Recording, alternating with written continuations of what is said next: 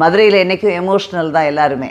அந்த எமோஷ்னலான பீப்புளை பார்த்துட்டு உடனே எல்லாரும் அங்கே மட்டும் பத்தாது விஜய், ஃபுல்லும் வரணும், எல்லாம் இதுவும் போய் உங்களை பார்க்கணும். நான் முன்னாடியே சொன்ன மாதிரி இங்கே ஒரு வடிவேலுக்கும் கூட்டம் வந்தது, ஸ்டாலினுக்கும் கூட்டம் வந்தது, அதே மாதிரி நமிதாவுக்கும் கூட்டம் வந்திருக்கு, குஷ்புவுக்கும் கூட்டம் வந்திருக்கு.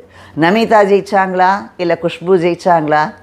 வடிவேலு சப்போர்ட் பண்ண கேன்வாஸ் பண்ண எல்லா கேண்டிடேட்ஸும் ஜெயிச்சாங்களா அப்படின்னா அதெல்லாம் என்னங்கிறது நான் சொல்ல வேண்டியதில்லை, உங்களுக்கே தெரியும்.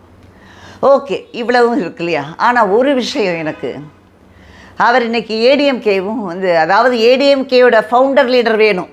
ஏன்னா அவர் மாசு இல்லாமல் ஒரு தங்கம், அவர் தங்கம் தான். அப்போ ரொம்ப ஒரு பெருமையான ஒரு மெட்டலாக சொல்கிறோம்.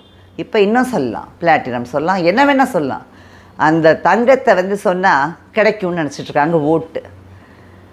அதே மாதிரி அவர் இன்றைக்கி இவ்வளோ சொல்கிறார் இல்லையா, ஏடிஎம்கே அதாவது எம்ஜிஆர் இருந்த வரைக்கும் அப்படிங்கிறாரு. ஏன் ஜெயலலிதா இருந்த வரைக்கும் கூட இவங்க எல்லாரும், ஏன்னா ஃபஸ்ட் டைமில் தான் ஜெயலலிதா மிஸ் நம்ம அம்மா